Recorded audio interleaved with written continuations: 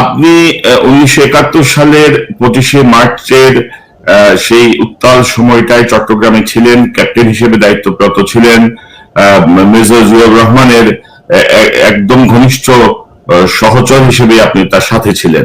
তো আমরা সেই প্রসঙ্গে যাওয়ার আগে শুনতে চাই যে সাম্প্রতিক সময়ে 7ই মার্চে আওয়ামী লীগ সভানেত্রী এবং প্রধানমন্ত্রী শেখ হাসিনা একটি মন্তব্য করেছেন, একটি ভাষণ দিয়েছেন, আমরা সেখান থেকে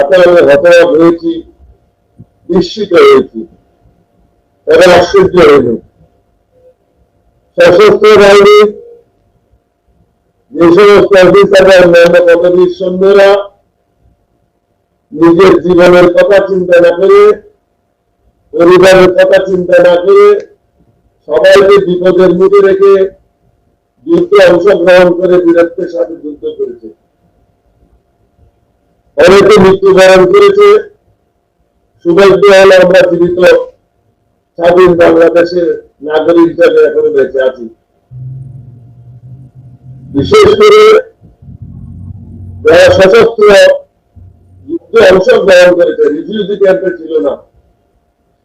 ইদানিং দেখছি অনেকেই ব্যাকআপ পাচ্ছে, যারা রিফিউজি ক্যাম্পের দায়িত্ব ছিল তারা সশস্ত্র বিদ্রোহ করে, সশস্ত্র যুদ্ধে যারা সংগ্রাম যুদ্ধে অংশগ্রহণ করেছে তাদের সম্বন্ধে অনেক মন্তব্য আমরা শুনেছি।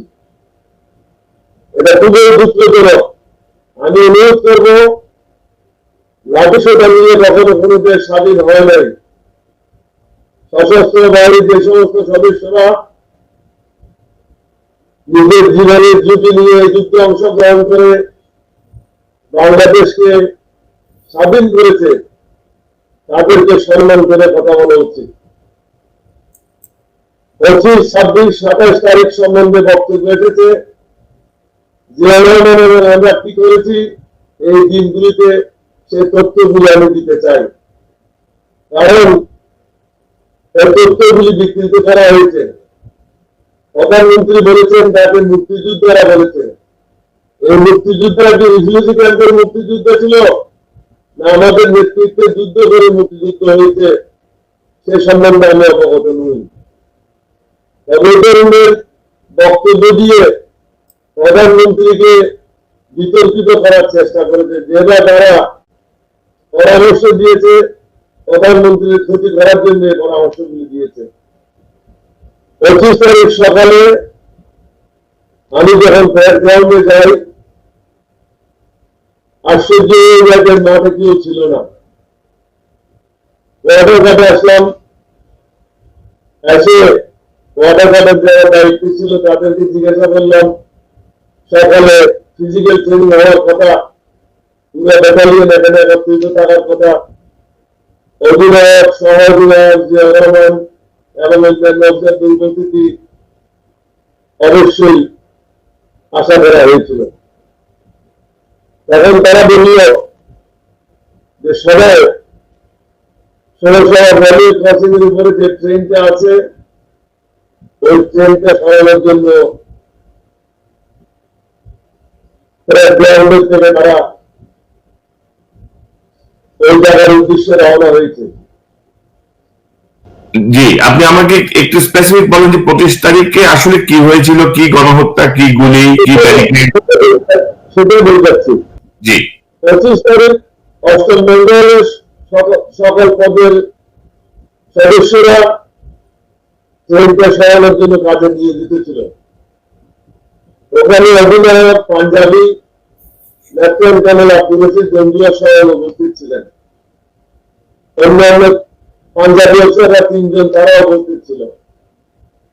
কিন্তু আমাদের সদস্যরা এই ট্রেনটা সরাতে চাইলেন। মনে প্রাণে তারা চেয়েছিল ট্রেনটা যেন একই জায়গায় থাকে। প্রায় 4টা পর্যন্ত ট্রেন সরানো হলেন। সকাল 8টা থেকে শুরু হলো, বিকালবেলা পর্যন্ত ট্রেন সরানো হয়নি। পরে সেনানিবাস থেকে আর্মপুরের সদস্যরা এসে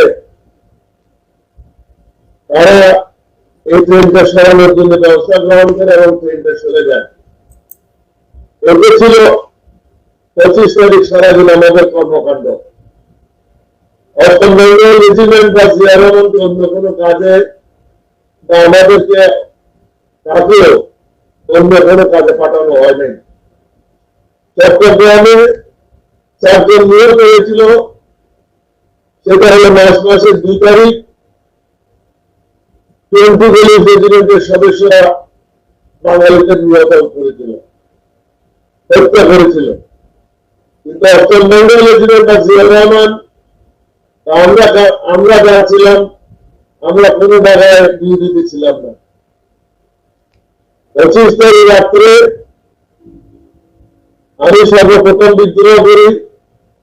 জিয়া রহমান সাহেব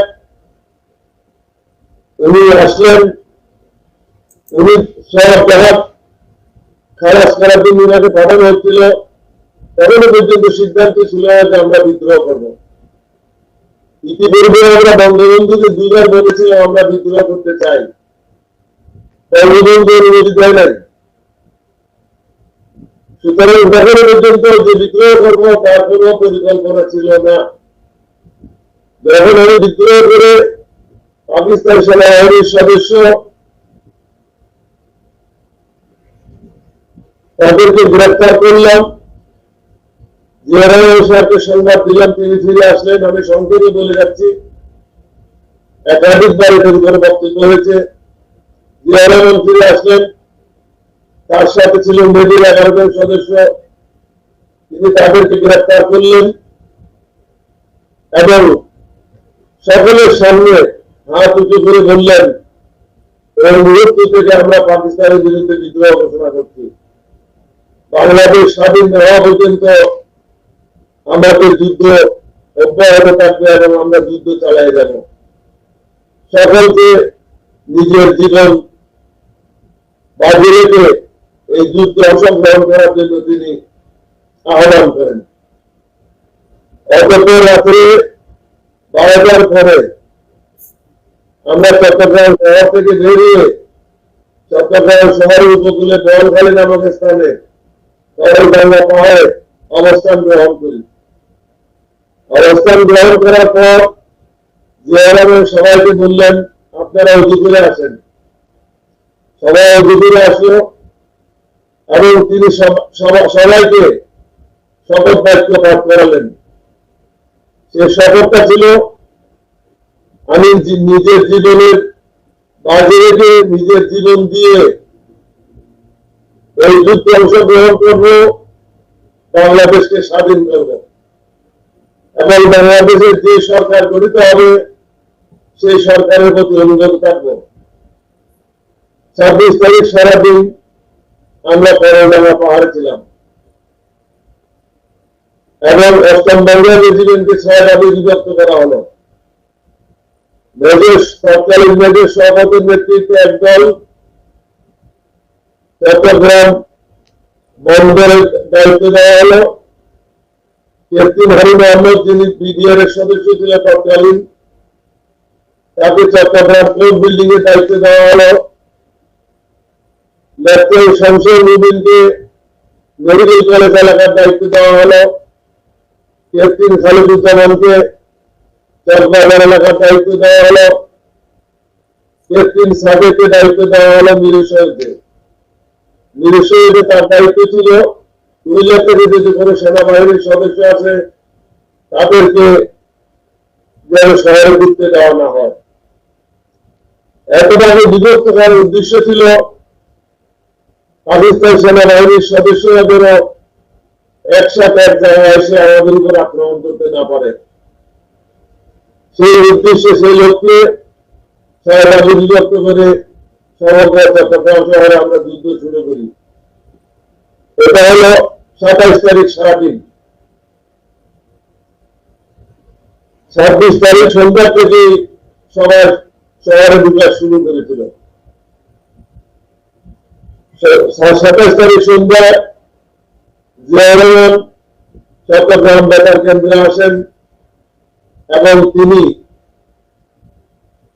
বললেন, I, Major Zia, under the blessing of Bangabandhu Sheikh Mujibur Rahman, declare myself as a provisional head of the state.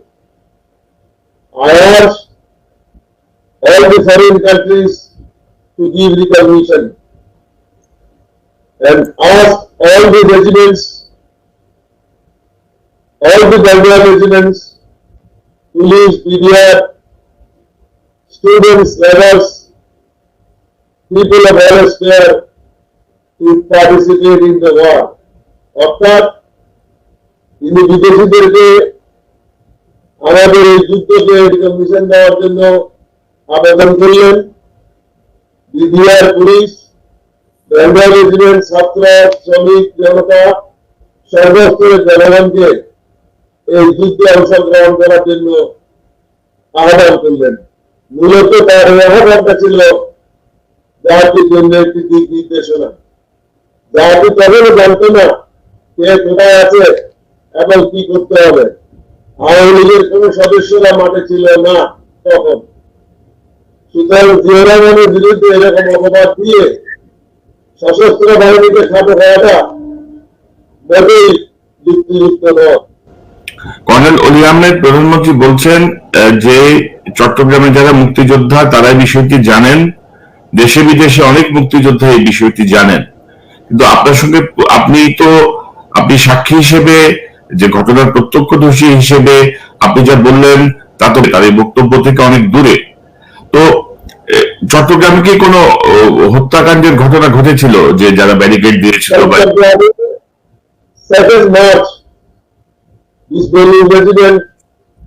পাহাড়তলির একটা জায়গায় হত্যাকাণ্ড ঘটেছিল, 4 জন বা 2 জন নিহত হয়েছিল। আমরাই বাঙালিদেরকে বাঁচানোর জন্য চেষ্টা করেছি। জয়রানন্দের দায়িত্ব ছিল পথে থেকে ব্যারিকেড সরানোর জন্য। আমরা যখন ব্যারিকেড সরাইছি সাথে সাথে বলে দিয়েছি এটা আবার লাগাই দাও। শুধু বেঙ্গল রেজিমেন্ট আসা যাওয়ার পথে তোমরা বাধা সৃষ্টি করে না, কারণ আমরা তোমাদের হয়ে বাংলাদেশকে স্বাধীন করার জন্য যুদ্ধে লিপ্ত হয়েছি। যারা ব্যারিকেড দিয়েছিল তাদের সাথে আমাদের একটা আন্ডারস্ট্যান্ডিং ছিল। জিয়াউর রহমান বা 8ম বেঙ্গল রেজিমেন্ট বাঙালিদেরকে হত্যা করার জন্য কোনো জায়গায় যায় নাই, কোনো কর্মকাণ্ড পরিচালনা করে নাই, এবং জিয়াউর রহমান এই হত্যাকাণ্ডের সাথে মোটেও জড়িত না। তিনি হত্যা করেছে পাঞ্জাবিদেরকে, বাঙালিদেরকে না। আমার মনে হয় এখানে বলার সময় পাঞ্জাবির জায়গায় বাঙালি শব্দটা ভুলে প্রতিস্থাপিত হয়েছে। তো আমরা যারা আসলে অনেক ইতিহাস বই পড়েছি, আমরা তো কিছু দেখি নাই, তো আমরা একটু কনফিউজড যে হঠাৎ করে 50 বছরের মাথায় এসে একটি নতুন ইতিহাস আমরা শুনছি। এবং আপনি শুনেছেন যে শেখ হাসিনা আরো বলেছেন যে সে সময় আওয়ামী লীগের নেতারা সেনাবাহিনীর কাউকে দিয়ে স্বাধীনতার ঘোষণা পাঠ করালে ভালো হয়, এরকম একটি সিদ্ধান্ত নেন এবং তারা মেজর রফিককে বলেন যে আপনি একটু ঘোষণাটি পাঠ করে দেন।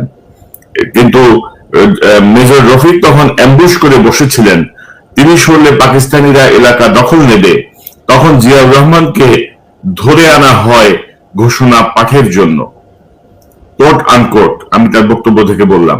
আপনি আমরা নিজে গিয়েছি এবং রেডিও স্টেশনে যারা লোক ছিল তাদেরকে আমরা গ্রেফতার করেছিলাম। তারা নজরবন্দি ছিল। রফিকের সাথে আমাদের কোনো যোগাযোগ ছিল না। রফিক যেখানে ছিল সেই জায়গায় সামরিক বাহিনীর কোনো সদস্য ছিল না। রফিক ছিল চট্টগ্রাম শহরের দক্ষিণ এলাকায়, আর সামরিক বাহিনীর